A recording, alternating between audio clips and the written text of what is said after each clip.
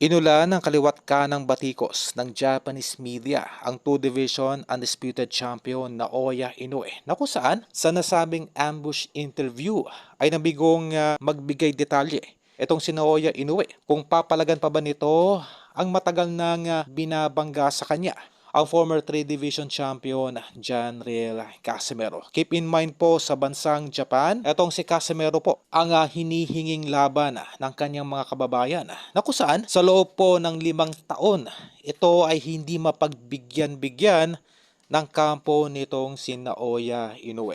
Ito ay isang malaking sampal sa nasabing Hapon dahil natanong din itong si Inoue kung bakit hahayaan nitong umakyat na lamang ng division itong si Janriel Casimero na hindi pa nito nakakalaban man lang.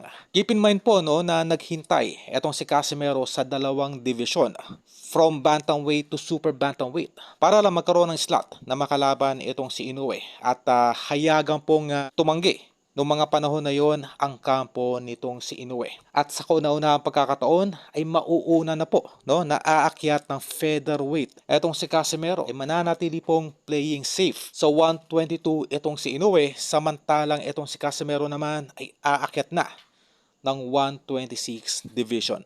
Ito ay isang malaking insulto para kay Naoya Inoue. Sa halip na ito ang mauna sa featherweight, ay itong si Casimero pa ang mauunang umakyat sa 126. Ito ay nagpapatunay lamang na isang overrated fighter itong si Naoya Inoue na kung tutuusin ay matagal na dapat itong lumalaban sa featherweight division. Okay, kumbaga ay takot po itong matalo. Mula po sa ating nakuhang impormasyon ay magkakaroon din po ng ambush interview itong si Casimero. Sa darating na Setyembre, pupunta ito ng Japan para magkaroon ng official signing contract sa Kameda Promotion.